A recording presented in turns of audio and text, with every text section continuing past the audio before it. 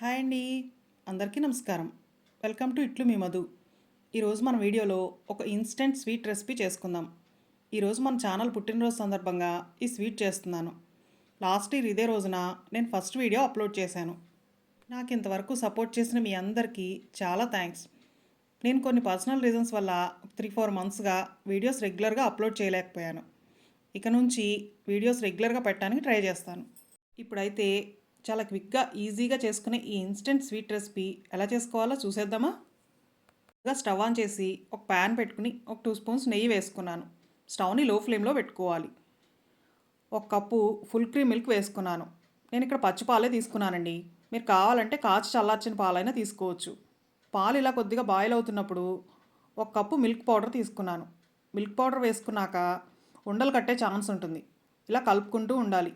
Milk powder బయట మనకు అన్ని షాప్స్లో చాలా ఈజీగా దొరుకుతుంది. ఒకసారి తెచ్చిపెట్టుకుంటే మనం ఇలా ఇన్స్టెంట్ స్వీట్స్ చేసుకునేప్పుడు చాలా యూజ్ అవుతుంది. ఎక్కడైనా ఉండలు కట్టినట్టుంటే ఇలా మ్యాష్ చేసుకుంటూ కలుపుకోవాలి.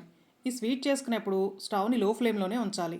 మిల్క్ పౌడర్ పాలల్లో బాగా కలిసిపోయాక ఒక కప్పు షుగర్ పౌడర్ వేసుకోవాలి. షుగర్ పౌడర్ వేసుకున్నాక ఇలా కలుపుతూ ఉంటే ఈ మిల్క్ ఇంకొంచెం పలచబడినట్టుగా అవుతాయి.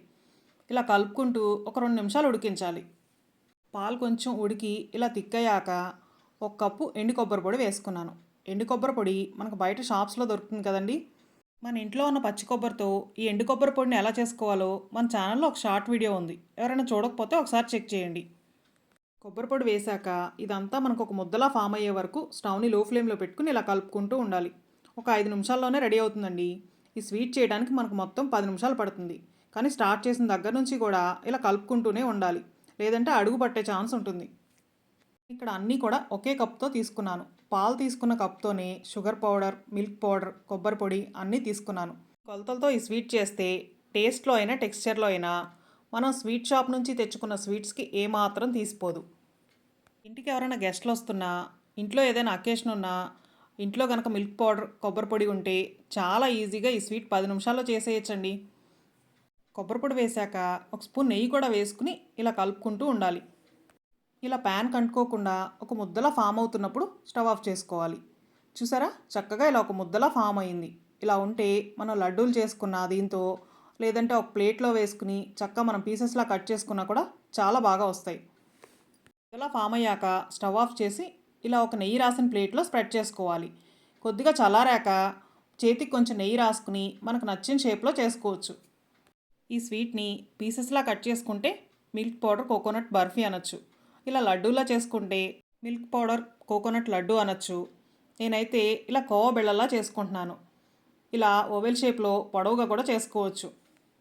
నచ్చిందండి ఈ ఇన్స్టెంట్ స్వీట్. మీకు నచ్చినట్లయితే ఒక లైక్ చేసి షేర్ చేసి తప్పకుండా మీరు కూడా ట్రై చేసి మీకు ఎలా వచ్చిందో కామెంట్స్లో చెప్పండి. టేస్ట్ అయితే చాలా బాగుంటుంది. మనం కోవా తింటున్నట్టే ఉంటుంది. ఇలా పైనుంచి బాదం పీసెస్తో గార్నిష్ చేసుకుని సర్వ్ చేస్తే ఎంతో టేస్టీగా ఉండే milk powder coconut barfi ready. నేను ఛానల్ స్టార్ట్ చేసి 1 ఇయర్ అయిన సందర్భంగా మీ అందరికీ స్వీట్ ఇస్తున్నాను, తీసుకోండి.